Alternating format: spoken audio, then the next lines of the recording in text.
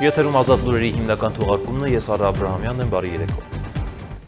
Եվրոպական հանձնաժողովի նախագահ Ուրսուլա ֆոն դեր Լայնն աշխատանքային այցով Երևանում էր, նա Հայաստան էր ժամանել, առավոտյան Բաքվից կառավարությունում նրան դիմավորել է Հայաստանի Հանրապետության վարչապետ Նիկոլ Փաշինյանը։ Նախ առանձնազրույցի, ապա նաև ընդլայնված ձևաչափով քննարկումների ժամանակ զրուցակիցներն անդրադարձել են Հայաստան Եվրամիություն հարաբերությունների զարգացման առնչվող օրակարգային մի շարք հարցերի, դրանք վերաբերել են առևտրատնտեսական կապերի ընդլայնմանը, Հայաստանում իրականացվող ժողովրդավարական բարեփոխումների առաջմղմանը, վիզաների ազատականացմանը։ Մտքեր են փոխանակվել նաև տարածաշրջանային նշանակության թեմաների մասին։ Հայաստանի վարչապետը եւ Եվրոպական հանձնաժողովի նախագահը այնուհետև հանդես են եկել համատեղ հայտարարությամբ նաև պատասխանել լրագրողներին հետաքրքրող հարցերին։ Մանրամասները տեսանյութում։ Բաքվից անմիջապես Երևան։ Եվրոպական հանձնաժողովի նախագահը աշխատանքային այցով ժամանել է Հայաստան։ Ուրսուլա ֆոն դեր Լայնը եկել էր ուշագրավ հայտարարություններով։ Վարչապետ Նիկոլ Փաշինյանի հետ համատեղ ասուլիսում Եվրոպական հանձնաժողովի նախագահը նախ խոսեց 2025 թվականի օգոստոսի 8-ին Վաշինգտոնում նախաստորագրված խաղաղության համաձայնագրի մասին։ Անցյալ տարի խաղաղության համաձայնագրի նախաստորագրումը պատմական իրադարձություն էր։ Ամենակարևոր քայլերից մեկը, որ այս տարածաշրջանը ձեռնարկել է վերջին տասնամյակների ընթացքում։ Նույնը վերաբերում է Թուրքիայի հետ հարաբերությունների շարունակական կարգավորմանը։ Այս որոշումները պահանջում էին քաղաքական խիզախություն եւ առաջնորդություն, եւ դրա պտուղները տպավորիչ կլինեն։ Բաց սահմանները կվերափոխեն Հայաստանի տնտեսական ապագան, կխարսխեն Հայաստանին աշխարհի ռազմավարական կարևոր խաչմերուկների հետ։ Հետևաբար, մենք պատրաստ ենք համատեղ ջանքերով այս տեսլականը դարձնել իրական։ Եվրոպական ամենակարևոր կառույցներից մեկի ղեկավարը, կարևորելով Հայաստանի եւ Ադրբեջանի միջև շարունակական խաղաղության ապահովումը, հիշեցրեց այս նպատակով Եվրամիությունից մոտ 20 միլիոն եվրոյի հատկացման մասին։ Իսկ Հարավային Կովկասում կապվածության ծրագրերը խթանելու համատեքստում անդրադարձավ 200 միլիոն եվրոյի աջակցության փաթեթին, որն էլ իր հերթին տրամադրվել է վերջերս մեկնարկած տրանսպորտային ենթակառուցվածքների զարգացման, միջտարածաշրջանային հարթակի եւ Եվրամիության կապակցվածություն հանուն խաղաղության փաթեթի շրջանակում։ Աջակցության այս փաթեթներից օգտվելով Հայաստանը կարող է շարունակել ընթացքի մեջ գտնվող ծրագրերի իրականացումը, ներառյալ սահմանային անցակետերը եւ ճանապարհային ենթակառուցվածքները։ Մենք կառուցում ենք խաղաղությանը նպաստող իրական ենթակառուցվածքներ։ Միաժամանակ կառուցում ենք կամուրջներ ժողովրդավարությունների միջև։ Մենք ցանկանում ենք նաեւ աջակցել Հայաստանի սահմանամերձ համայնքների ներուժին ու միկրոձեռնարկություններին։ Ուրսուլա ֆոն դեր Լայնի խոսքով ինքը քաջ գիտակցում է այն փաստը, որ ոչ բոլորին է դուր գալիս Հայաստան Եվրամիություն մերձեցումը։ Հաշվի առնելով ստեղծված իրավիճակը, այսօր առավել քան երբևէ Հայաստանը ունի աջակցության կարիք։ Հետևաբար Եվրոպական միությունը պատրաստակամ է այս հարցում, վստահեցրեց եվրոպացի բարձրաստիճան պաշտոնյան։ Ես այսօր այստեղ եմ նաև աներկբա հայտարարելու, որ եթե Ռուսաստանը փակի իր շուկան Հայաստանի արտադրանքի համար, Եվրոպական միությունը կբացի դուռը հայկական ապրանքների արտադրատեսակների համար Եվրոպական միության 450 միլիոնանոց սպառողների շուկայում։ Մենք ուզում ենք սատարել մեր բարեկամներին, մենք ուզում ենք սատարել խաղաղության գործընթացին, որն ընթանում է, ինչի համար ցանկանում ենք գնահատանք հայտնել ձեզ։ Տիկին նախագահ այսօր մեր հանդիպումը վերահաստատեց, որ Եվրոպական միությունը Հայաստանի ամենավստահելի գործընկերներից է։ Հայաստանը եւ Եվրոպական միությունը մոտ են իրար առավել քան երբևէ։ Այս արտահայտությունը օրեցօր ավելի է նյութականանում, ստանալով ոչ միայն քաղաքական, այլև գործնական տնտեսական կիրառում։ Ուրախ եմ արձանագրելու, որ քննարկեցինք Հայաստանի առջև ծառայցած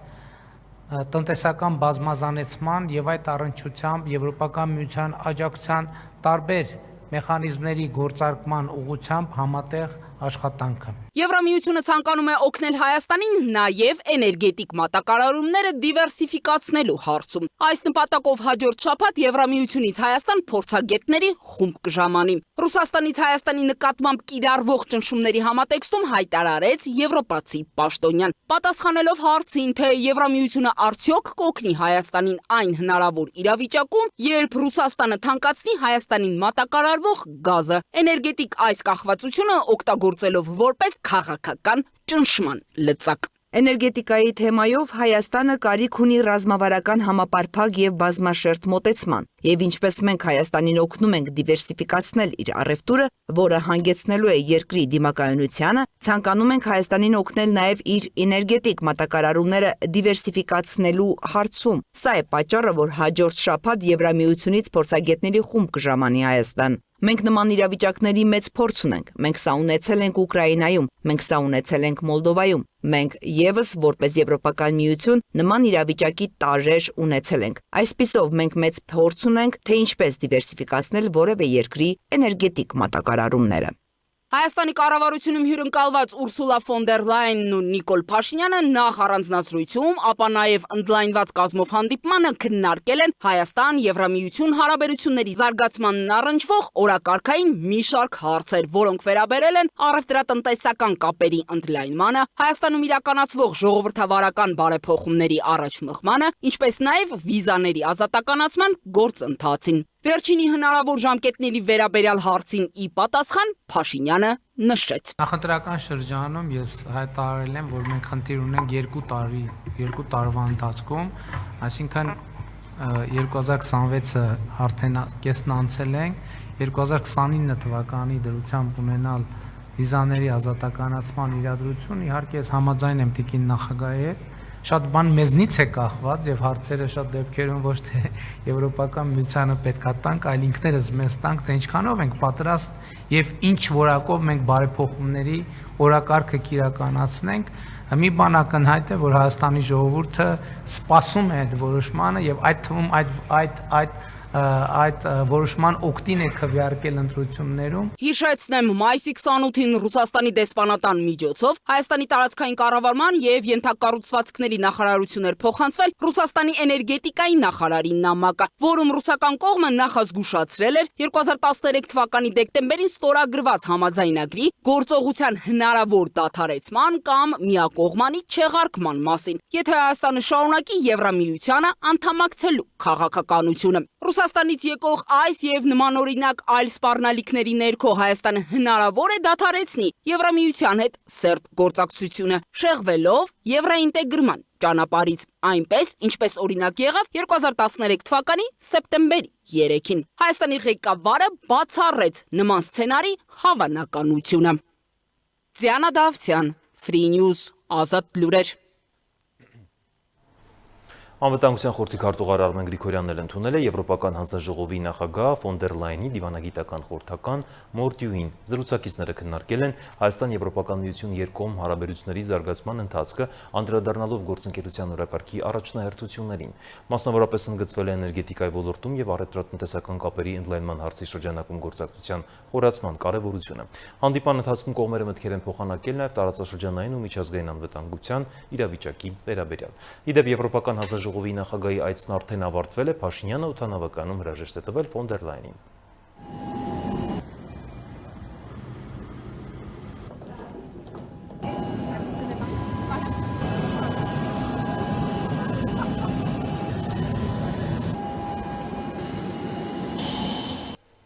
Կառավարության նախաձեռնությամբ ազգային ժողովում մեկնարկել է արտահերթ նստաշրջան, օրակարգում ընդգրկված է 44 նախագիծ, որոնցից 29-ը քննարկվելու են, երկրորդ ընթերցմամբ առաջարկվում է մի շարք նախագծերի քննարկումն անցկացնել հատուկ 24 ժամյա ընթացակարգով։ Օրակարգի առանցքային հարցերից են ընտրական օրենսգրքի եւ հանրաքվեի մասին օրենքի փոփոխությունները, քրեական պատասխանատվությանը, ընտանեկան եւ կենցաղային բռնության կանխարգելմանը, հարկային կարգավորումների, նաեւ կենդանիների նկատմամբ պատասխանատու վերաբերմունքի վերաբերող նախագծերը։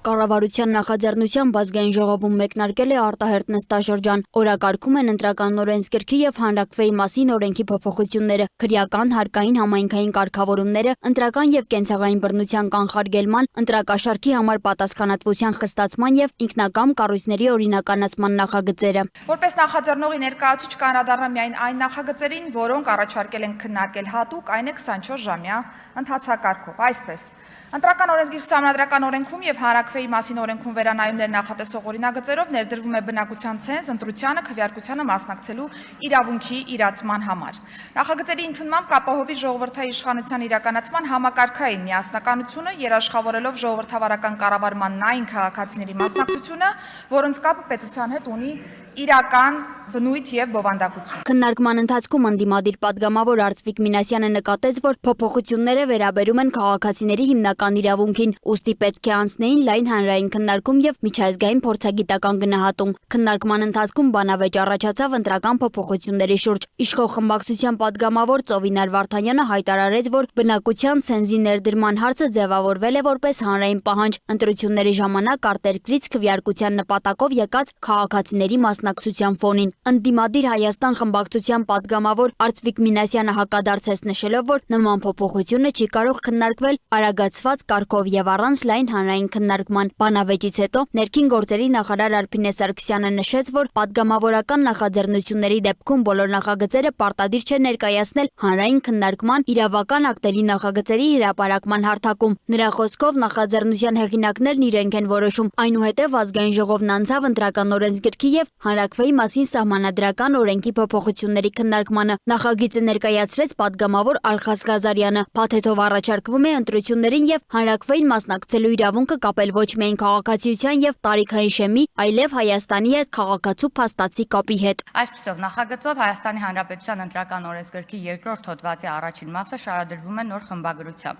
Առաջարկվում է սահմանել, որ ազգային ժողովի ընտրությունների ժամանակ ընտրելու իրավունք ունեն ընտրության օրը 18 տարին լրացած այն քաղաքացիները, որոնք քվեարկության օրվա նախորդող 48-րդ օրվա դրությամբ, իսկ ազգային ժողովի արտահերթ ընտրությունների դեպքում 28-րդ օրվա դրությամբ, դրան նախորդող 730 օրվա ընթացքում Հայաստանի Հանրապետությունում փաստացի գտնվել են 366 եւ ավելի օր։ Նույն չափանիշը նախատեսվում է կիրառել նաև տեղական ինքնակառավարման մարմինների ընտրությունների դեպքում, պահպանելով նաև համայնքի բնակչության ռեեստրում հաշվառման պահանջը։ Բացառություններ են նախատեսվում հանրային ծառայության բերումով արտերկրում գտնվող անձանց, դիվանագիտական ծառայողների ընտանիքների անդամների եւ արտերկրում բարձրագույն կրթություն ստացող քաղաքացիների համար։ Փոփոխություններ են նախատեսվում նաև հանրաքվեի մասին օրենքում։ Հանրաքվեին մասնակցելու համար նույնպես պետք է վերջին 730 օրվա ընթացքում Հայաստանում փաստացի գտնված լինել առնվազն 366 օր։ Քննարկման ընթացքում ընդդիմադիր պատգամավոր Գեգամ Մանուկյանը բարձրացրեց նախագծի փորձագիտական գնահատականի եւ գործնական կիրառման հարց, օրինակ բերելով Հայաստանի ազգային հավաքականի մարզիկների, որոնք տարվա մեծ մասն անցկացնում են արտերկրում։ Այս կապակցությամբ Ալխաս Ղազարյանն ասաց. Մենք բացառություններ սահմանված է եղել թե ընտրվողների եւ թե ընտրողների վերաբերյալ եւ այդ բացառությունները եղել են երկուսը հանրային ծառայության հիմքով արտերկրում գտնվել է եւ նաեւ երկրորդը եղել է որ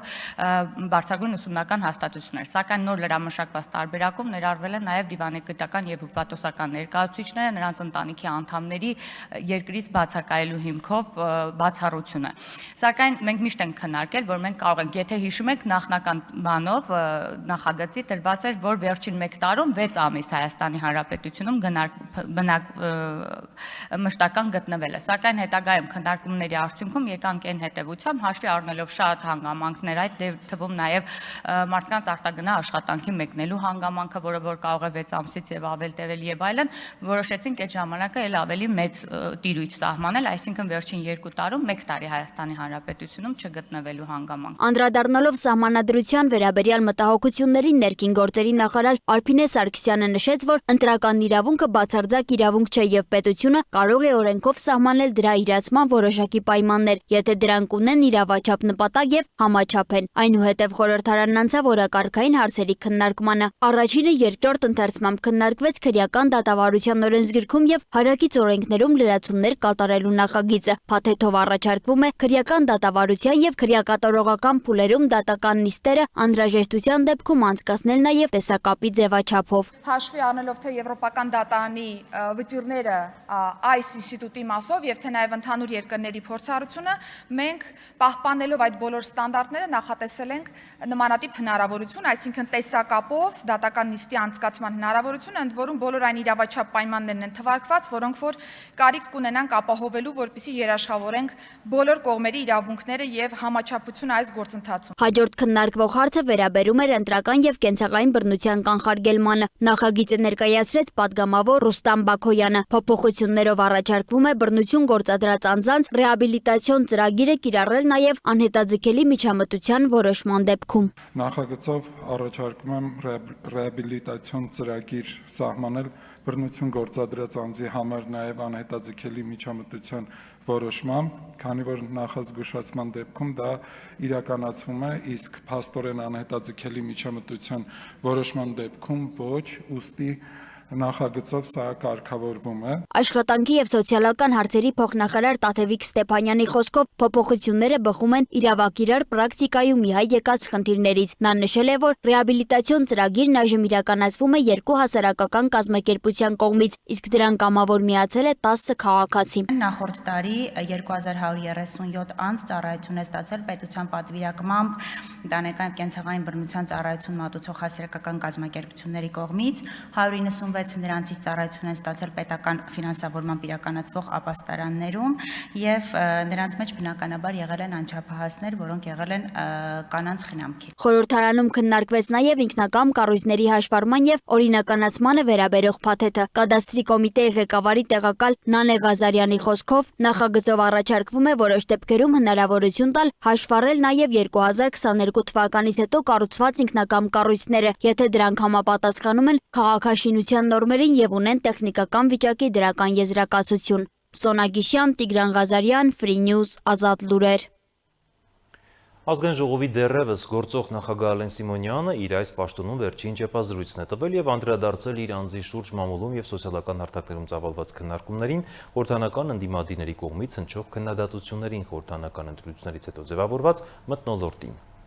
Չունեմ որևէ նեղվածություն եւ առավել եւս նեղացածություն ՔՊ-ի իմ ընկերներից։ Ոչ մի պաշտոն հավերժ չէ, ես եղել եմ ավականու անդամ, падգամավոր, ազգային ժողովի փոխխոսնակ եւ հիմա էլ ազգային ժողովի նախագահ։ Այսպես պատասխանեց ազգային ժողովի դեռևս գործող նախագահ Ալեն Սիմոնյանը լրագրողի այն հարցին, թե արդյոք նեղացած չէ իր թիմից կրկին ազգային ժողովի նախագահի թեկնածու չընտրվելու համար։ Սիմոնյանն ընդգծեց, որ հանդիսանում է ՔՊ հիմնադիրներից եւ մինչեւ վերջ լինելու է թիմի կուսակից ընկերների կողքին, իսկ աշխատանքային նոր առաջարկի դեպքում կարող է քննարկել, վերլուծել, հասկանալ իրավիճակը։ Վերջինս միաժամանակ հերքեց հանրապետության նախագահի կամ փոխվարչապետի պաշտոններում իրեն նշանակելու հնարավորությունը, նշելով, որ շրջանառվող այդ լուրերը իրականությանը չեն համապատասխանում։ Սիմոնյանը պնդեց, որ շարունակելու է պաշտպանել վարչապետի քաղաքական կուրսը։ Իմ քաղաքական գործունեությունը դա Նիկոլ Փաշինյանի քաղաքական գործունեության հետ համատեղ գործունեությունը։ Ես չեմ տարանջատում, չեմ տարանջատել ինձ որևիցե դեպքում։ Ես շարունակելու եմ պաշտպանել իմ թիմին, շարունակելու եմ պաշտպանել այն գաղափարները, այն սկզբունքները, որ ես ունեմ, մենք ունենք, եւ չեմ ուզում, որ դուք պաշտոնի հետ պայմանավորեք, որ դա, չգիտեմ, պատիժ էր, դա պատիժ չէր։ Ես իմ ծառայությունը կատարեցի։ Ես լավ կատարեցի իմ ծառայությունը։ Ես այսպես ասած պարզ ճակատով եմ ավարտում ես փուլը եւ կապրենք, կտեսնենք, թե հետագայում ինչ կլինի։ Ալեն Սիմոնյանն անդրադարձավ նաև ընդդիմադիրների հնչեցրած այն թեզերին, ըստ որոնց իշխանությունները խորհրդարանական ընտրություններում տապալվել են եւ նախորդ ընտրությունների համեմատ ավելի քիչ տոկոս են ստացել։ Ազգային ժողովի նախագահը հիշեցրեց, որ տոկոսային հարաբերակցությամբ գուցե, սակայն ստացած քվեների թիվն ավելին է, քան նախորդ ընտրությանը։ Ես չեմ համարում, որ 728,000 Հայաստանի Հանրապետության քաղաքացին դա քիչ է, քան 680,000 Հայաստանի Հանրապետության քաղաքացին 5 տարի հետո, Ղարաբաղում տեղի ունեցած իրադարձություններից հետո, մեր դեմ օգտագործված հսկայական ֆինանսական ռեսուրսներից հետո։ Ալեն Սիմոնյանն ընդգծեց, որ ընդդիմադիրների քննադատությունները ընտրությունների կեղծված լինելու վերաբերյալ սուտ են։ Նա նշեց, ընտրություններն անցել են բաց, թափանցիկ եւ արդար, որի մասին փաստում են միջազգային դիտորդական առաքելությունների արձանագրությունները։ Ըստ ազգային ժողովի նախագահի դրսից ուղղորդված զանգվածները չպետք է որոշեն Հայաստանի եւ Հայաստանի Հանրապետության քաղաքացու ճակատագիրը։ Հայաստանի Հանրապետության պրախատնոյ դվորա, ուզում եմ հասկանալ։ Պրախատնոյ դվորա, որ գան ամառը մարդիկ հանգստանան, հարկ չվճարեն, Հայաստանի Հանրապետության բանակի անվտանգության մասին խոսան, իրանց երեխեքը Հայաստանի Հանրապետությունում չծառայեն, բանա, անչաստեղ հաց չեթան խանութում առնեն, տնան հացի գինը բարձացել է, թոշակ չստանան, թոշակառու չլինեն, բայց շաբաթը մեկ տենց գան ասեն, դե լավ, այսօր բան եմ, այսօր տրամադրությունս կամ ինձ ձեռ է տալիս, ես ապրում եմ բանում Անտարկտիդայում, ինձ ձեռ է տալիս, թե պինգվինները պետք է ղեկավարել եւ պինգվիններին ուղարկեն, որ Հայաստանի Հանրապետությունը պրախատնոյ դվոր չի։ Պետք է Հայաստանի Հանրապետությունում որոշում կայացնի մարդը, ով որ այս արևի տակ ապրում, ով որ հարկ է վճարում, ով որ իր երեխան ծառայում է, ով որ իր պարտքն է կատարում։ Ալեն Սիմոնյանը ճեպազրույցի ավարտին շնորհավորեց իր գործընկերները Ռուբեն Ռուբինյանին, Վահագն Ալեքսանյանին եւ Հայկ Կոնջուրյանին ստանձնելիք պաշտոնների կապակցությամբ եւ մաղթեց բեղմնավոր արդյունավետ աշխատանք։ Վարորդական իրավունքի տեսական քննության դրական արդյունքը կպահպանվի մինչև 2 տարի գործող 1 տարվա փոխարեն։ Կառավարությունը փոփոխություններ է առաջարկում քննությունների ընթացակարգում քաղաքացիներին ավելի երկար ժամանակ տալով գործնական քննությանը պատրաստվելու եւ հերթագրվելու համար։ Նիստում անդրադարձ է եղել նաեւ վարորդական իրավունքի վերականգնման նոր կարգին, որն ուժի մեջ կմտնի հուլիսի 6-ից։ Կառավարությունը քննարկել է նաեւ մարզերում դպրոցահասակ երեխաների համար սպորտով զբաղվելու հնարավորություններն ընդլայնելու հարցը։ Հայկական որոշ ապրանքախմբեր Եվրոպական միության շուկա կարող են արտահանվել առանց մաքսատուրքի, ազատ առևտրի ռեժիմով։ Այս մասին կառավարության նիստի սկզբում եւս մեկ անգամ նշեց վարչապետ Նիկոլ Փաշինյանն ամփոփելով Եվրոպական հանձնաժողովի նախագահ Ուրսուլա ֆոն դեր Լայենի հետ հանդիպման արդյունքները։ Ըստ վարչապետի, քաղաքական մակարդակում կարող ենք արձանագրել, որ լուծված է։ Հիմա մնում է պրակտիկ մակարդակում, դա մենք կարողանանք լուծել, դա արդեն մեր աշխատանքն է, սա արդեն դրսի ինստիտուտների, մեր միջազգային գործընկերների անելիքը չի։ Մեր անելիքն է, մենք պետք է շատ ակտիվ աշխատենք։ Փաշինյանի խոսքով որոշումը կարող է վերաբերել Հայաստանից պոտենցիալ արտահանման շուրջ 80%-ին, գյուղատնտեսական ապրանքների 99%-ին, իսկ ալկոհոլային եւ ոչ ալկոհոլային խմիչքների 90%-ին։ Այնուհետև կառավարությունն անցավ օրակարգային հարցերին։ Նիստում քննարկվեց վարորդական իրավունքների քննությունների ընթացակարգերին վերաբերող նախագիծը, որով առաջարկվում է տեսական քննության դրական արդյունքը պահպանել ոչ թե 1, այլև մինչև 2 տարի, որպեսզի քաղաքացիներն ավելի շատ ժամանակ ունենան գործնական քննությանը պատրաստվելու եւ հերթագրվելու համար։ Մենք նախատեսում ենք, որ 1 տարվա փոխարեն 2 տարի է հնարավոր պահպանել տեսական քննության դրական արդյունքը եւ ազատ հետո արդեն հերթագրվել եւ գործնական քննության համար օր որոշարկել։ Երրորդ փոփոխությունը, որը կրկին գալիս է մեր քաղաքացիներից, վերաբերում է վարելու իրավունքի դեպքում տեսական քննության հարցաշարերին։ Այս պայմանությամբ շատ են քննարկումները, որ մենք օրինակ թեթև մարդատար ավտոմոբիլների համար նախատեսված վարելու իրավունքի քննության հարցաշարում ներառում ենք օրինակ ավտոբուսների վարման հետ կապված հարցեր, հիմա դարձնում ենք շատ ավելի իդենտիկ, կոնկրետ կարգին եւ ենթակարգին բնորոշ հարցեր պիտի նախատեսվեն հարցաշարում, որը որ կօգնի մեզ դարձնել ավելի արդյունավետ այս կառուցակարգերը։ Վարչապետը նշեց, որ վարորդական քննությունների բարեփոխումները պետք է մի կողմից չթուլացնեն ճանապարհային անվտանգության պահանջները, մյուս կողմից քննությունները պետք է լինեն տրամաբանական եւ կիրառելի։ Նիստում անդրադարձ եղավ նաեւ վարորդական իրավունքի վերականգնման նոր կարգին։ Օրենսդրական փոփոխությունը ուժի մեջ կմտնի հուլիսի 6-ից։ Առաջին օրինակ, եթե հուլիսի 6-ի դրությամբ արդեն զրկման ժամկետը ավարտված լինի, անձանց 1 տարի ժամկետով օրինակ զրկվել են, զրկման ժամկետը ավարտվել է, հուլիսի 6-ի օրը հենց կարող են դիմել մինչև 1 տարվա ընթացքում։ Կարող են անձինք Հայաստանում չլինել։ Այսինքն ուր պետք է դիմեն։ Պիտի հերթագրվեն մեր on-line պլատֆորմով, օր վերցնեն կոնկրետ վարորդական իրավունքի վերականգնման համար եւ այցելեն հաշվառման քննական ստորաբաժանում, հիշենք, որ ունենք պետական турքի նախատեսում 50,000 դրամի չափով, պիտի արդեն տեղում կատարեն համապատասխան վճարումը եւ վարորդական իրավունքի վերականգնման հետ կապված եւս քննություն չեն տալիս, այս վերջին անգամ քննության։ Այո։ Շատ լավ, ես խնդրում եմ նաև իրազեկեք նախարարությունը թող պատշաճ իրազեկման արշավներ անի, որ մարդիկ տեղեկանան, թե ինչպես է դա իրականացվելու։ Նաև այնտեղ մենք նախկինում խոսել ենք, որ այն դեպքերում, երբ որ օրինական ուժի մեջ վնտած դատավճիռներով են զրկվել, այս կարգավորումը չի տարածվելու։ Այսինքն զուտ վարչական զրկումների վրա է տարածվելու։ Վարորդական իրավունքի փոփոխությունների քննարկման ժամանակ անդրադարձ եղավ նաև առողջական հակացուցումների եւ թվայնացման հարցերին։ Նշվեց, որ եթե քաղաքացու առողջական խնդիրը հակացուցում է վարորդական իրավունք ունենալուն, այդ տվյալը պետք է ավտոմատ հասանելի լինի համապատասխան համակարգերում։ Կառավարության հաջորդ քննարկվող հարցը վերաբերում էր նախադպրոցական կրթության ֆինանսավորման նոր մոդելին։ Կրթության, գիտության, մշակույթի, սպորտի նախարար Ժաննա Անդրեասյանի խոսքով նպատակն է ընդլայնել նախադպրոցական կրթության հասանելիությունը եւ հատկապես լուծել քաղաքային բնակավայրերում հերթերի խնդիրը։ 25 թվականի տարեվերջի դրությամբ Երևան քաղաքում հերթագրված էին 12930 երեխաներ, որոնք նախադպրոցական կրթության մեջ ընդգրկման հնարավորություն չեն ունեցել հենց նման հերթերի պատճառով։ Եվ պետք է ասել, որ մեր կրթության ռազմավարությամբ մենք քաղաքային բնակավայրերում հատկապես նախատեսում ենք, որ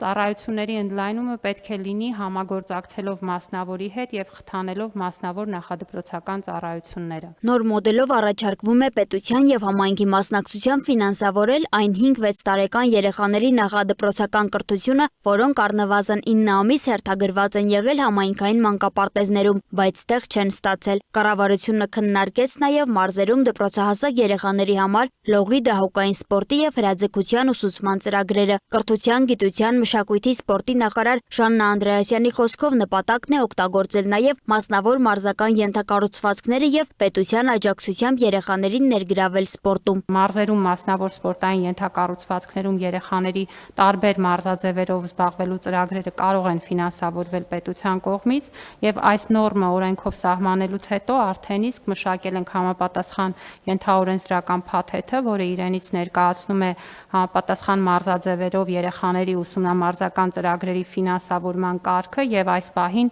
լող դահուկավազք հրաձգություն մարզաձևերով այս տրամաբանությամբ գործընթացը մեկնարկելու հնարավորությունը։ Նախարարի խոսքով այս պահին 7 մարզերում կա հրաձգության 42 ենթակառուցվածք, իսկ դահուկային սպորտի դեպքում 5 մարզում 9 կենտրոն։ Վարչապետը նշեց, որ ծրագիրը ոչ միայն սպորտի մասսայականացման, այլև առողջ ապրելակերպի, երեխաների զբաղվածության եւ երկարաժամկետ մարդկային կապիտալի զարգացման հարց է։ Կառավարությունը նաեւ հաստատեց Երևանի Մխիթար Հերացու անվան պետական բժշկական համալսարանի ռեկտորի ընտրության արդյունքները։ Մրցույթին մասնակցել էր 1 թեկնածու, գործող ռեկտոր Արմեն Մուրադյանը։ Հոգաբարձուների խորհրդի քվեարկությամբ նա ընտրվել է ռեկտորի պաշտոնում 5 տարի ժամկետով։ Սոնա Գիշյան, Free News, Ազատ լուրեր։ Հայ-ամերիկյան TRIP նախագծի վերաբերյալ Եվրամիությունն ունի դրական կարծիք, սակայն այս ծրագրի իրականացման հարցում Հայաստանը որևէ առումով չունի Եվրոպական միության աջակցության կարիքը։ Free News-ի հարցինի պատասխան նշել է Փաշինյանը, այս համատեքստում հավելելով նաև, որ ԵՄ-ի հետ Հայաստանը գործակցում է մասնավորապես ապաշրջափակման ուղղությամբ։ Խոսքը մասնավորապես հյուսիսային երթուղու մասին է, եւ ես նախընտրական շրջանում եմ դրա մասին բազմիցս խոսել, որ հետազոտությունները ցույց են տվել, որ արևելք-արևմուտք ամենակարճ ճանապարհը անցնում է Հայաստանի տարածքով, մասնավորապես Տավուշի, Լոռու եւ Շիրակի մարզերով, եւ մենք այդ նախագծի իրագործման շուրջ աշխատում ենք Եվրոպական միության հետ եւ ամենապարզ մեթոդ այդ ծրագիրը իրականացնելու մասնավորապես Ղազախ, Իջևան, Վանաձոր, Գյումրի, Ախուրիկ ավտոմոբիլային ճանապարհները վճարովի հիմունքներով բեռնատարների, միջազգային բեռնատարների համար բացելն է եւ սա շատ հեշտ իրագործվող ծրագիր է, պետք է քաղաքական պայմանավորվածությունները ձեռք բերվեն եւ իրագործվեն եւ իհարկե Հայաստան-Թուրքիա սահմանի բացումը պետք է տեղի ունենա եւ սա մի ծրագիր է, որ տարածաշրջանային մեծ հետաքրքրություն կարող է ներկայացնել։ Իհարկե Ախուրիկում մենք մի փոքր հատված ճանապարհ կառուցելու անհրաժեշտություն կունենանք, բայց դա իրագործելի է։ Մամուլում տեղեկություններ են շրջանառվում այն մասին, որ Փաշինյանը մասնակցելու է Իրանի գերագույն հոգևոր առաջնորդ Ալի Խամանեի հուղարկավորության արարողությանը։ Ինքը Փաշինյանն այսօր հաստատել է այս տեղեկությունը, կարևորելով Հայաստան-Իրան բարեկամական հարաբերությունները։ Այո, վաղը մեկնելու եմ եւ վաղն էլ վերադառնալու եմ եւ բնականաբար շփումներ Իրանի ղեկավարության հետ նախատեսված են։ Կառավարության նիստից հետո հերթական ճեպազրույցում Փաշինյանն անդրադարձել է նաև Ռուսաստանում բենզինի եւ դիզել վառելիքի վաճառքի սահմանափակումների հետևանքով Հայաստանի վառելիքի շուկայում սպասվող հնարավոր գնաճին, ընդգծելով, որ այժմ մեր երկրում նավթամթերքի շուկան ավելի դիմակայուն է դարձել ցնցումներին, մենաշնորհների վերացման եւ ներկրողների թվի ավելացման արդյունքում։ Վարչապետի խոսքով նավթամթերքի շուկայում գների հնարավոր բարձրացումը կարող է պայմանավորված լինել գլոբալ իրավիճակով, որից սակայն Հայաստանը չի կարող անմասն մնալ։ Տեսեք աշխարհում ինչեր տեղի ունեցավ, բայց Հայաստանի նավթամթերքի շուկայում տեղի չունեցավ այն, ինչ որ նախկինում տեղի էր ունենում, երբ որ ինչ որ մեկը փռշտում էր, Հայաստանի նավթամթերքի շուկան բաներ ցնցումների էր ենթարկվում։ Մենք վաղուց նախապատրաստվել ենք դրան մոնոպոլիաները վերացնելով։ Եվ Հայաստանում այսօր տասնյակ բենզին ներկրողներ կան, նոր ներդրումներ կան, նոր բենզալցակայանների ցանցեր կան, հներն է գործում են, եւ շուկայական կարգավորումներով այդ հարցը կարգավորվի, մենք համոզված ենք։ Գնի բարձրացումը գլոբալ վիճակի հետ է կապված, այսինքն նավթամթերքի շուկայում գների գլոբալ ազդեցությունից մենք չենք կարող զերծ մնանք։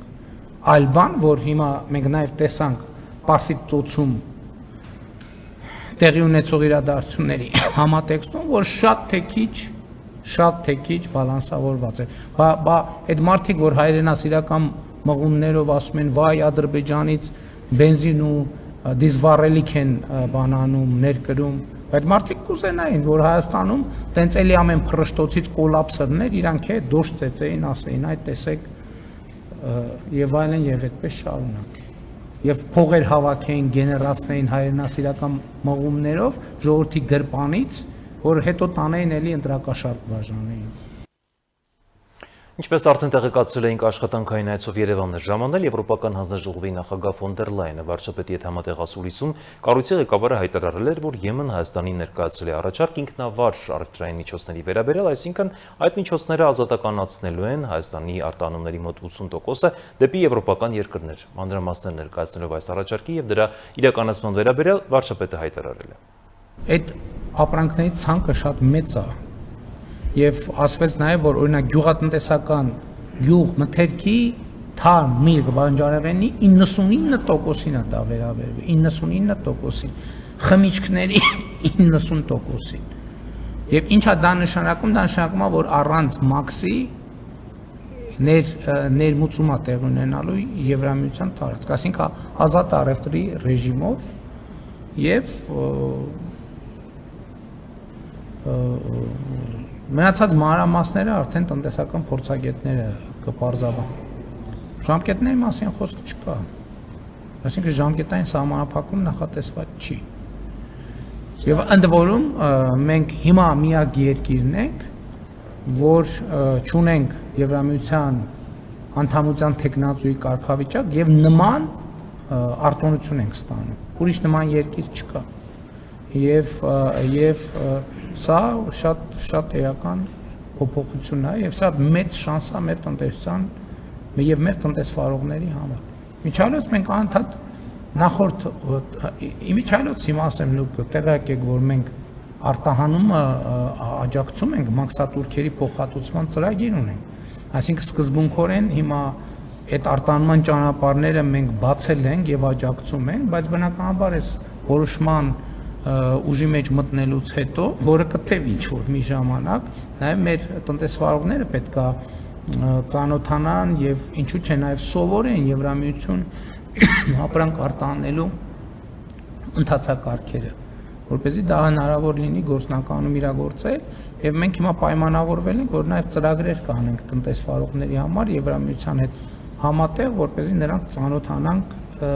ծանոթացնենք բանին, այդ ընթացակարգերին, թե ինչպես է պետք աշխատել։ Շարունակում ենք թողարկումը Դամասկոսի Ալ-Նասր փողոցում տեղի ունեցած պայթյունի հետևանքով նախնական տվյալներով 4 մարդ է զոհվել ևս 11-ը վիրավորվել, հայտնել է Սիրիական պետական սանագործակալությունը պայթյունի հետևանքով նախնական տվյալներով կա 4 զոհ եւ 10 վիրավոր։ Միջազգային նորությունները տեսաշարով։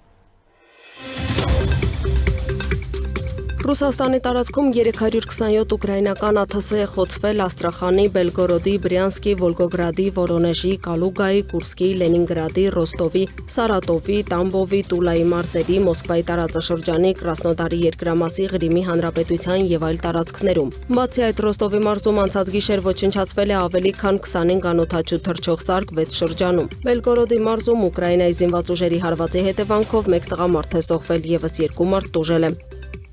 Հուլիսի 2-ի գիշերը Կիևի վրա իրականացված զանգվածային հարձակման ժամանակ ռուսական զորքերը վնասել են այն շենքը, որտեղ տեղակայված էր շտապօգնության ենթակայաններից մեկը։ Հարվածի հետևանքով տուժել են շտապօգնության աշխատակիցները։ Ռուսաստանը համակցված հարձակում է իրականացրել Կիևի վրա, կիրառելով հարվածային անօդաչու թռչող սարքեր, նաև բալիստիկ եւ թևավոր հրթիռներ։ Հարվածի հետևանքով զոհվել է 10 մարդ, եւս 34-ը ստացել են վիրավորումներ։ Հիշեցնենք, որ ավելի վաղ Զելենսկին տեղեկացրել էր, որ այս գիշեր պետք է շատ զգույշ լինել, քանի որ Ռուսաստանի Դաշնությունը հզոր հարված է պատրաստում։ Իրանի իշխանությունները սկսում են ճանաչել վերջին 47 տարիների սխալները, հայտարարել է Միացյալ Նահանգների փոխնախագահ Ջեյդի Վենսը։ Մասնավորապես նա ասել է. «Իրանական համակարգում կան մարդիկ, որոնք հասկանում են, որ իրենց կառավարության կառավարման վերջին 47 տարիները սխալ էին, եւ կան մարդիկ, որոնք դեռևս կապված են հին կարգին։ Մենք լուրջ ազդակ ենք տեսնում նրանց շրջանում, որոնք փորձում են սկսել զրոյից»։ Կատարցի եւ պակիստանցի միջնորդները հուլիսի 1-ին Դոհայում ավարտել են առանձին հանդիպումները Միացյալ Նահանգների եւ Իրանի բանակցողների հետ։ Խորհրդակցությունների ընթացքում առաջընթաց է գրանցվել այս մասին հայտնել է Էմիրության արտգործնախարարության պաշտոնական ներկայացուցիչ Մաջիդ բեն Մուհամեդ Ալ-Անսարին։ Դրական առաջընթաց է գրանցվել հատկապես Իսլամաբադի փոխըմբռնման հուշագրին առնչվող հարցերի շուրջ։ Միացյալ Նահանգների ռազմաօդային ուժերի B-55 Start of Fortress ռազմավարական 6 ռմբակոծիչները լքել են Մեծ Բրիտանիան, որտեղ դրանք տեղակայված էին Իրանի դեմ արտական գործողություններում օգտագործելու համար։ Նշվում է, որ այս ինքնաթիռներն օգտագործվել են Իսլամական Հանրապետության դեմ հարվածներ հասցնելու համար անհրաժեշտության դեպքում Միացյալ Նահանգները կարող է կրկին վերսկսել հարձակումներն Իրանի դեմ։ 12 B-1 Lancer ռազմավարական ռմբակոծիչներ մնում են Անգլիայի հարավ-արևմուտքում գտնվող ավիաբազայում եւ Վաշինգտոնը կկարողանա օգտագործել նաև Միացյալ Նահանգներում տեղակայված B-52, B-1 եւ B-2 ռմբակոծիչները։ Հարավային Լիբանանում իսրայելական հարվածների հետևանքով զոհվել է առնվազն 60 մարդ։ Իսրայելի ավիահարվածների ժամանակ 24 բազմահարկ շենք ամբողջությամբ ավերվել է, իսկ 5-ը մասամբ վնասվել։ Նշվում է, որ 5 յուրոսի ավերակները, մասնավորապես Դիարշավարանը, Ջերմուղը, Հաղթական կամարը եւ Դամբարանը ներառված են ՅՈՒՆԵՍԿՕ-ի համաշխարհային ժառանգության ցանկում։ Ստամբուլի մոտակայքում գտնվող Մարմարածովի Բյույուքհադա կղզում բռնկված անտառային հրդեհից հետո առնվազն 4 մարդ հոսպիտալացվել է ածխածնի մոնոքսիդի թունավորման հատկանիշներով։ Հրդեհն արագորեն վերահսկողության տակ է վերցվել եւ ձեռնարկվում են սառեցման միջոցառումներ վերսկսումը կանխելու համար։ Ֆրանսիայի հարավում անտառային հրդեհի պատճառով տարհանվել է ավելի քան 2000 մարդ։ Հրդեհը մարելու համար գործի են դրվել ավելի քան 300 հրշեջ եւ փրկարարական անձնակազմ, նաեւ 85 մեքենա, 3 հրշեջ ինքնաթիռ եւ 4 հրշեջ ուղաթիռ։ Վերջին օրերին Ֆրանսիայում գրանցվել է անսովոր բարձր ջերմաստիճան, որը գերազանցել է բազմաթիվ ջերմաստիճանային ռեկորդներ։ Մի քանի վայրկյան, մեկ հրահանգ, տասնյակ ճիշտ գործողություններ ամուլսարի հանքինքից գործող այս ուսումնական կենտրոնում յուրաքանչյուր վարժանք իրական աշխատանքի նախապատրաստություն է։ Այստեղ ապագա օպերատորները սովորում են կառավարել աշխարհի առաջատար արտադրողների ծանր տեխնիկան, իսկ անվտանգության կանոնները դառնում են նրանց ամենօրյա աշխատանքի անբաժանելի մասը։ Ամուլսարի հանքը պատրաստում է շահգործման փուլին, պատրաստելով այն մասնագետներին, որոնք վաղը կաշխատեն Հայաստանի խոշորագույն արդյունաբերական նախագծերից մեկում։ Տիկո, 30 մետր առաջ արի, ուղիղ հետ դու, նայեք, ստեղ փլուզում է տեղի ունեցել, ինքը ուզում էր խուսափի, եկավ ստեղ կանգնեց, հիմա մենք իրան արդեն ճիշտ ձևը բացատրում ենք, որպեսզի ինքը արդեն ճիշտ տեղում կանգնի, որպեսզի եւ փլուզում չլինի եւ մեքենան չվնասվի։ Տագնապի ազդանշան, արագ արձագանք, հստակ գործողություններ, բայց ոչ իրական արտակարգ իրավիճակ։ Ամուլսարի հանքինքից գործող այս կենտրոնում յուրաքանչյուր վարժանք մեկ նպատակ ունի։ Նախքան միլիոնավոր դոլարներ արժեցող տեխնիկայի ղեկին նստելը, պատրաստել բարձրակարգ, պատասխանատու եւ անվտանգ աշխատող օպերատորներ։ Այստեղ ամեն շարժում, ամեն որոշում եւ յուրաքանչյուր արձագանք նախ փորձարկվում է անվտանգ պայմաններում, որովհետեւ հանքարդյունաբերության մեջ ամենաբարձր արժեքը մարդու կյանքն է։ Այս կենտրոնում արդեն մի քանի ամիս է, ինչ Լիդիան Արմենիան իր միջազգային գործընկեր Մոտաենջիլ ընկերության հետ պատրաստում է այն մասնագետներին, որոնք շուտով կաշխատեն Ամուլսարի հանքավայրում։ Օպերատորը նույնպես ուսումնասիրում է թե տեխնիկայի, ինչ вообще տեխնիկան ինչ վիճակում է, իրանից առաջ ով է օգտագործել,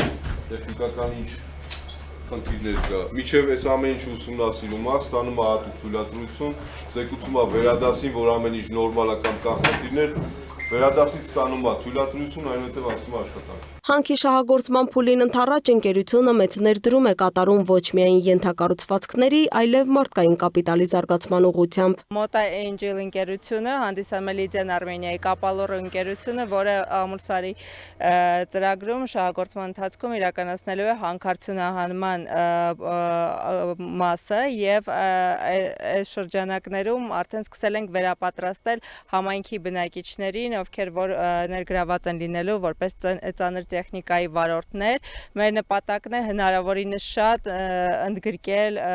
ուրեմն տեղական համայնքներից աշխատակիցներին, Գորայքից, Գնդեվազից, Ջերմուկից, Կեչուտից եւ Սարավանից, Վայքից։ Ընկերությունն արդեն ունի 32 օպերատոր հարակից համայնքներից, որոնք ներգրաված են աշխատանքներում, եւս 60 հոգի դասընթացներից հետո կլրացնեն նրանց շարքերը։ Ակնկալվում է, որ հանքի շահագործման փուլում ընկերությունը տեղեկատվությունը կունենա ավելի քան 400 ծանր տեխնիկայի օպերատոր։ Յուրաքանչյուր տեխնացու անցնում է ընտրության մի քանի փուլ՝ հարցազրույց, մասնագիտական, հոգեբանական եւ բժշկական թեստավորում։ Դրանից հետո սկսվում է 3 ամիս տևող ուսուցումը, տնտեսական ու գործնական փուլերով։ Դասընթացների կարևոր մասը ժամանակակից սիմուլյատորներն են, որոնց օգնությամբ ապագա օպերատորները սովորում են աշխատել միլիոնավոր դոլարներ արժեցող ժամանակակից ծանր տեխնիկայի հետ, առանց ռիսկի եւ միջազգային չափանիշներին համապատասխան։ Այստեղ կիրառվող Caterpillar ընկերության մեքենաները հագեցած են նորագույն տեխնոլոգիաներով, որոնք ավտոմատ կերպով վերահսկում եւ արձանագրում են հնարավոր անսարքությունները, օգնելով ապահովել աշխատանքի անվտանգությունը։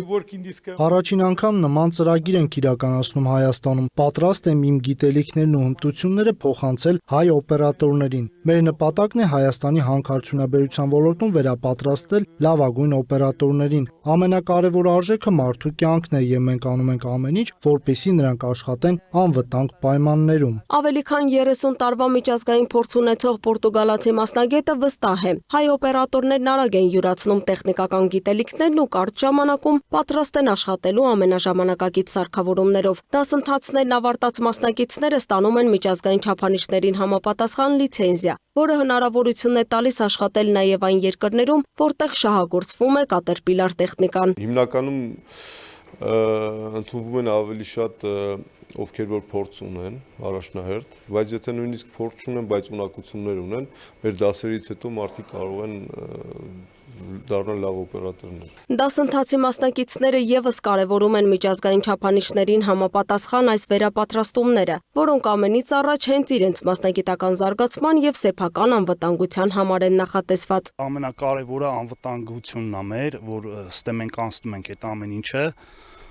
իսկ մասնագիտությունն էլ փորձ ենք ձեռք բերում, որը մեր համար շատ կարևոր է։ Ամուլսարի նախագիծը Լիդիան Արմենիայի համար միայն հանքի շահագործում չէ, այն նաև ներդրում է մարդկանց մասնագիտական կրթության եւ հարակից համայնքների զարգացման մեջ։ Տեղական աշխատուժ, միջազգային փորձ, ժամանակակից տեխնիկա եւ անվտանգության ամենաբարձր չափանիշներ։ Այս սկզբունքներով է ձևավորվում այն թիմը, որը շուտով կիրականացնի Ամուլսարի հանքավայրի շահագործման աշխատանքները, ստեղծելով նոր աշխատատեղեր եւ տնտեսական նոր հնարավորություններ տարածաշրջանի համայնքների համար։ Լուսինե Գրիգորյան, Տիգրան Ղազարյան, Free News, Ազատ լուրեր։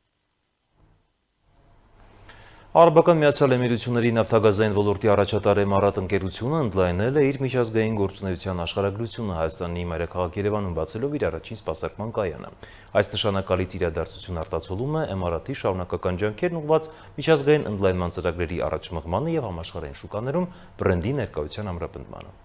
Արաբական Միացյալ Էմիրությունների նավթագազային ոլորտի առաջատար Էմարատ ընկերությունն ընդլայնել է իր միջազգային գործունեության աշխարհագրությունը Հայաստանի մայրաքաղաք Երևանում բացելով իր առաջին սպասարկման կայանը։ Այս նշանակալի իրադարձությունն արտացոլում է Էմարատի շարունակական ջանքերը ուղղված միջազգային ընդլայնման ծրագրերի առաջմղմանը եւ համաշխարհային շուկաներում բրենդի ներկայության ամրապնդմանը։ Բացման հանդիսավոր արարողությանը ներկայ էին Հայաստանի Հանրապետությունում Արաբական Միացյալ Էմիրությունների արտակարգ եւ լիազոր դեսպան Դոկտոր Նարիման Ալ-Մուլան, Էմարատի տնօրենների խորհրդի փոխնախագահ եւ Տրոյան Construction Holding-ի գլխավոր տնօրեն ինժեներ Ահմեդ Ալ-Շամսին, Էմարատի գլխավոր տնօրեն Բուրհան Ալ-Հաշեմին, Սիլ Կապիտալի խորհրդի նախագահ Էդուարդ Սուքյասյանը, Սիլ Կապիտալի գործադիր տնօրեն Եղիզաբեթ Մովսիսյանը, ինչպես նաեւ ընկերությունների բարձրաստիճան ղեկավարներ եւ երկու երկրների էներգետիկ ու գործարար ոլորտների ներկայացուցիչներ։ Կայանի բացումը նախորդ տարի Էմարատի եւ հայաստանյան առաջատար ընկերություններից մեկի Սիլ Կապիտալի կազմում ընդգրկված Մեգատրեյդի միջև ստորագրված ռազմավարական գործընկերության համաձայնագրի գործնական արդյունքն է։ Սա Էմարատ բրենդի առաջին լցակայանն է Հայաստանում, որը հիմնված է տարածաշրջանային շուկաներում ընկերության գործառնական հարուստ փորձի եւ հաջողված բիզնես մոդելի վրա։ Այն նաեւ ամրապնդում է կայուն գործընկերային հարաբերություններ կառուցելու եւ տարածաշրջանային ու միջազգային շուկաներում ներկայությունն ընդլայնելու Էմարատի կարողությունը։ Ընդլայնման փուլային ծրագրի շրջանակում Էմարատը եւ Մեգատրեյդը նախատեսում են Հայաստանի ողջ տարածքում գործարկել լիսկավորման եւ սպասարկման կայանների համապետական ցանց։ Հայաստանում Էմարատի առաջին կայանի բացումը կարևոր քայլ է Հայաստանի եւ Արաբական Միացյալ Էմիրությունների միջև տնտեսական գործակցության խորացման եւ նոր ներդրումային կապերի զարգացման ուղղությամբ։ Այս մասին հայտնեց Սիլ Կապիտալ ընկերության գլխավոր տնօրեն Եղիզաբեթ Մովսիսյանը։ Էմարատ ընկերության կողմից տրամադրվող բարձր որակի ապրանքների եւ ծառայությունների տարածումը Հայաստանում դա մեր ռազմավարությունն է,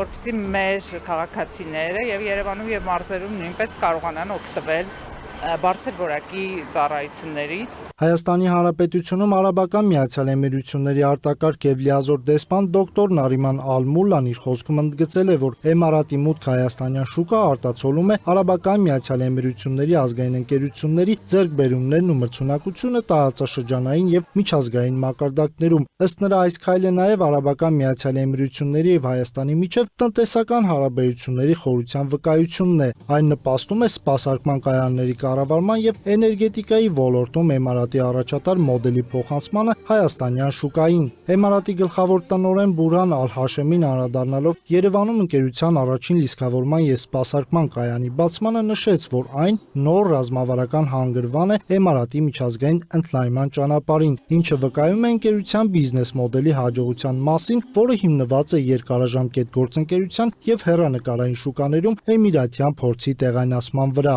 Այս ընդլայնումը համաշխարհային շուկաներում ներկայություն ամրապնդելու Էմիրատի տեսլականի մի մասն է եւ մեր աճի ռազմավարության հիմնասյուներից մեկը։ Մենք շարունակում ենք նոր շուկաներ բերել բարելիքի որակի օպերացիոն կատարելության եւ հաճախորդների սպասարկման մեր միջազգային ստանդարտները բարձրացնելով Էմիրատ բրենդի հավելյալ արժեքը։ Մենք ակնկալում ենք մեր գործընկերների հետ համատեղ ընդլայնել կայանների ցանցը Հայաստանում, ել ավելի ամրապնդելով Էմիրատ բրենդի համաշխարհային դիրքը եւ վերահաստատելով տարբեր շուկաներում արժեք ստեղծելու կարողությունը։ Հավելենք, Սիլ Կապիտալի խորհրդի նախագահ եւ Մեգատրեյդի բաժնետեր Էդուարդ Սուքիասյանն իր խոսքում նշել է. Էմիրատ Պետրոլիում Քամփանիի ընտրությունը որպես ռազմավարական գործընկեր փաստում է ընկերության հարուստ փորձը սպասարկման կայանների կառավարման ոլորտում միջազգային բարձրագույն ստանդարտներին համապատասխան։ Սուքիասյանը ընդգծել է, որ այս գործընկերությունը կնպաստի Հայաստանի էներգետիկ ոլորտում նոր նշաձողի սահմանմանը եւ սպառողներին կապահովի համալիր ծառայություններով, որոնց հիմքում որակը արդյունավետությունն ու նորարարությունն են։ Ընկերության մուտքը հայաստանյան շուկա տեղի է ունենում Արաբական Միացյալ Էմիրությունների եւ Հայաստանի միջև աճող տնտեսական դինամիկայի համատեքստում, երբ ոչ նավթային երկկողմ առևտուրը վերջին տարիներին հասել է ռեկորդային ցուցանիշների։ Այն նոր հնարավորություններ է ստեղծում Արաբական Միացյալ Էմիրությունների ընկերությունների համար հեռանկարային միջազգային շուկաներում միաժամանակ աջակցելով Արաբական Միացյալ Էմիրությունների տնտեսական դիվերսիֆիկացման նպատակներին եւ ամրապնդելով նրա համաշխարհային ներդրումային ներկայությունը։ Այսքանը ցտեսություն։